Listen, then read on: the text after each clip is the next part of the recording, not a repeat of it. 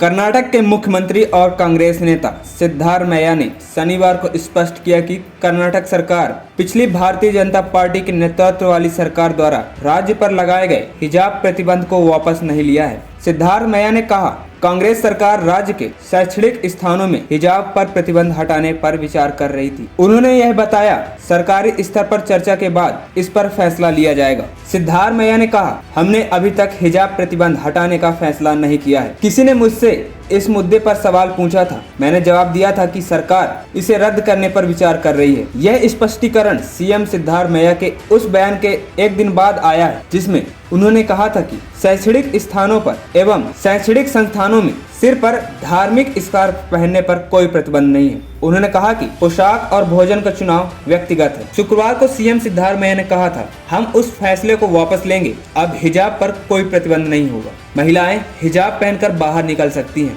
मैंने अधिकारियों से पिछली सरकार के आदेश वापस लेने को कहा है। कपड़े पहनना और खाना व्यक्तिगत पसंद है। मुझे क्यों आपत्ति होनी चाहिए? जो चाहो पहनो, जो चाहो खाओ, मुझे कोई परवाह नहीं। हमें वोट पाने के लिए राजनीति नहीं करनी चाहिए। हम ऐसा नहीं करते हैं। हिजाब पर घोषणा को लेकर कांग्रेस सरकार को विपक्षी भाजपा की तीखी आलोचना का सामना करना पड़ा। भगवा पार्टी ने कहा, सरकार के इस कदम से शैक्षिक स्थानों की धर्मनिरपेक्ष प्रकृति के बारे में चिंताएं बढ़ गई हैं। नई दिल्ली में पत्रकारों से बात करते हुए कर्नाटक भाजपा प्रमुख BY विजेंद्र सिद्ध मौर्य पर शैक्षणिक माहौल को खराब करने का आरोप लगाया। लोकसभा चुनाव से पहले कांग्रेस पर तुष्टीकरण की राजनीति में शामिल होने पर आरोप लगाते हुए विजेंद्र ने दावा किया, आजादी के इतने वर्षों के बाद भी अल्पसंख्यकों के बीच साक्षरता और रोजगार दर अभी भी 50% है।